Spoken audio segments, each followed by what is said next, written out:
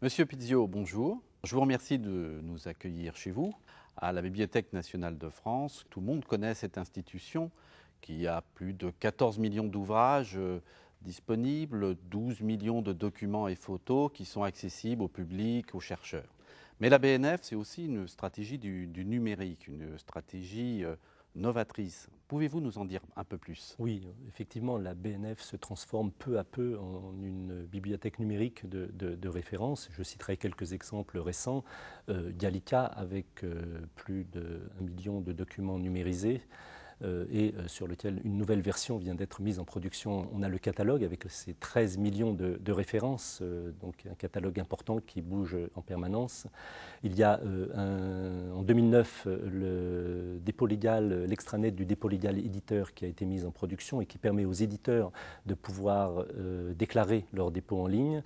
Il y a bien évidemment toute l'offre culturelle de la BNF, donc à travers les expositions virtuelles, les dossiers pédagogiques et les conférences en ligne.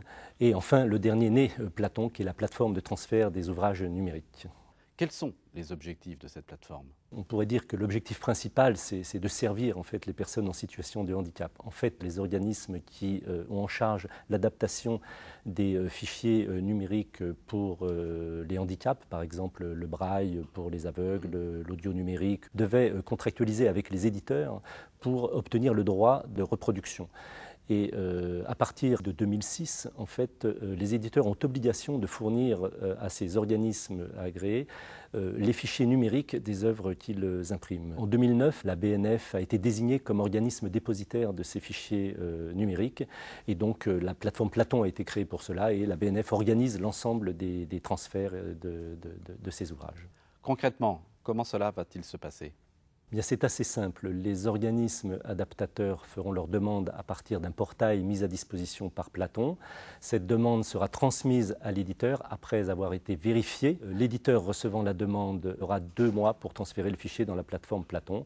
Et ensuite, le fichier sera stocké, sécurisé dans la plateforme et transmis aux organismes adaptateurs qui ont été demandeurs. C'est une plateforme d'envergure. Quelle informatique sous-tend ce projet? La plateforme gère en fait le workflow complet, donc cette organisation donc des transferts, donc le workflow complet. Et au-delà de cela, la BNF en fait a, je dirais, une responsabilité dans la sécurisation des fichiers transmis par les éditeurs. Donc cette plateforme est aussi extrêmement sécurisée. Et sinon, elle met à disposition 3 portails. Un portail à destination des organismes adaptateurs, donc qui vont pouvoir à travers ces portails faire les demandes, télécharger les fichiers sur leur environnement et déclarer la fin de transcription des ouvrages qu'ils ont réalisés. Un portail pour les éditeurs. Ce portail leur permet effectivement d'accuser réception et de transférer le fichier sur la plateforme Platon.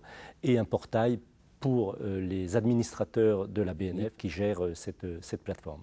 Pour réaliser, pour mettre en œuvre cette plateforme, la BNF a fait confiance à Bull. Quelle a été la contribution de Bull à ce projet? En fait, il faut savoir que la plateforme Platon, c'est une infrastructure matérielle et logicielle. Donc, Bull a fourni l'ensemble de l'infrastructure matérielle, des serveurs aux unités de stockage et même aux robots de sauvegarde.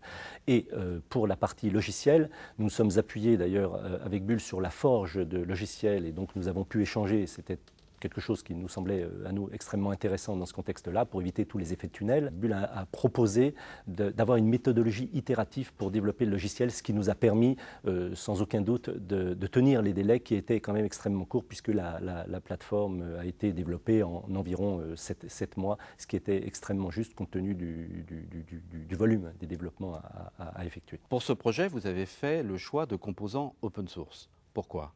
L'open source pour le DSI, pour la BNF, c'est quand même dans sa stratégie. D'ailleurs, on l'avait mis dans notre cahier des charges. Et je crois que Bull là-dessus, je suis sûr même d'ailleurs que Bull là-dessus a parfaitement répondu à notre demande. Et tous les composants de Platon, peut-être sauf le robot de sauvegarde qui est très particulier, est basé sur des composants. Donc pour nous, c'est une stratégie dans laquelle nous allons de plus en plus. Serge Pizzio, merci et longue vie à Platon. Merci.